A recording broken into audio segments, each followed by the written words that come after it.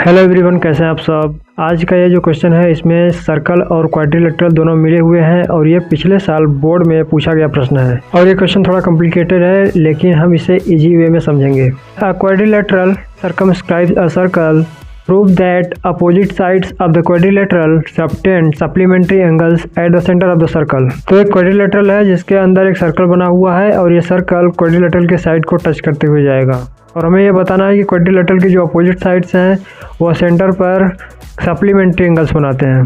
सबसे पहले आप लोगों को पता होना चाहिए सप्लीमेंट्री एंगल्स क्या होता है। सप्लीमेंट्री एंगल्स वो होता है अगर दो एंगल्स का एडिशन 180 डिग्री हो तो उसे कहते हैं सप्लीमेंट्री एंगल्स। चलिए शुरू करते हैं। और ये हमने बना लिया है क्वाड्रिलेटरल जिसके अंदर एक सर्कल है, इसका नाम दे देते हैं ABCD। अब साइड जो AB है वो यहाँ पर आके सर्कल को टच कर रही है, जिसके कारण यहाँ पर ये टेंजेंट बना रही है, तो हम इसका भी नाम दे देते हैं PQRS। अब AP एंड AS टेंजेंट्स हैं और हम जानते हैं कि सर्कल के बाहर किसी पॉइंट से सर्कल पर जो टेंजेंट्स ड्रा किए जाते हैं वो दोनों इक्वल होते हैं। अब सर्कल का सेंटर जो मान लें O है, तो सर्कल के सेंटर और टेंजेंट्स को मिलाने वाली लाइन जो होती है वो टेंजेंट्स पर परपेंडिकुलर होती है। अब इसको भी मिला देते हैं क्योंकि हमें बताना है कि जो अपोजिट साइड्स है वो सेंटर पर सप्लीमेंट्री एंगल बना रहा है। अगर इस पॉइंट को हम O नाम दे दें तो एंगल AOB और एंगल COD इन दोनों को मिला करके सप्लीमेंट्री एंगल्स बनना चाहिए। हमें सिद्ध करना है angle AOB plus angle COD is equal 180 degree. अब हम सभी एंगल्स का नाम दे देते हैं, angle 1, angle 2, angle 3, angle 4, 5, 6, 7, 8। Proof शुरू करते हैं यहाँ से।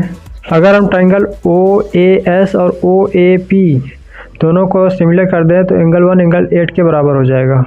In triangle OAS and OAP यहाँ पर हम लोग देख रहे हैं कि यहाँ पर OA बराबर OA क्योंकि ये कॉमन साइड है और AS बराबर AP क्योंकि ये टेंजेंट्स हैं, एक ही पॉइंट से सर्कल पर डाला गया टेंजेंट्स है। OAS is equal angle OAP क्योंकि हमने थ्योरम पढ़ा हुआ है कि अगर सर्कल के बाहर किसी पॉइंट से सर्कल पर टेंजेंट्स ड्रा किए गए हैं तो उस पॉइंट से सेंटर से मिलाने वाली लाइन जो होती है वो इस एंगल को 2 इक्वल पार्ट में डिवाइड करती है। OA bisect angle SAP। अगर OA बराबर OA है, AS बराबर AP है तो इसका रेशियो भी तो इक्वल होगा। OA upon AS is equal OA upon, इसलिए triangle OAS similar triangle OAP किससे हो रहा है? By SAS, side angle side से। तो एंगल 1 बराबर हो गया एंगल 8 क्योंकि ये करस्पॉन्डिंग पार्ट है तो सिमिलर ट्राइंगल के।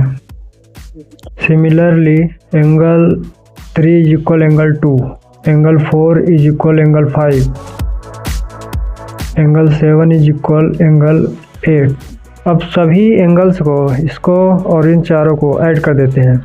Adding above angles, angle 3 plus angle 4 plus angle 7 plus angle 8 is equal 2। Now अब हम लोग अगर सभी एंगल्स को ऐड कर दे 360 डिग्री होगा। Angle 1 plus angle 2 plus angle 3 8 is equal 360 degree. तो एंगल 3, एंगल 4, एंगल 7, एंगल 8 इसके इक्वल ये एंगल है, तो इसी को हम 2 टाइम्स लिख सकते हैं। इसमें 2 times angle 3 plus angle 4 plus angle 7 plus angle 8 is equal 360 degree.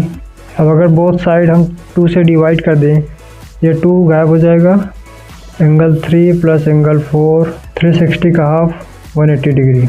Angle 3 plus angle 4 मिला के एंगल COD बना रहा है और एंगल 7 एंगल 8 मिला के एंगल बना रहा है AOB इज इक्वल 180 डिग्री।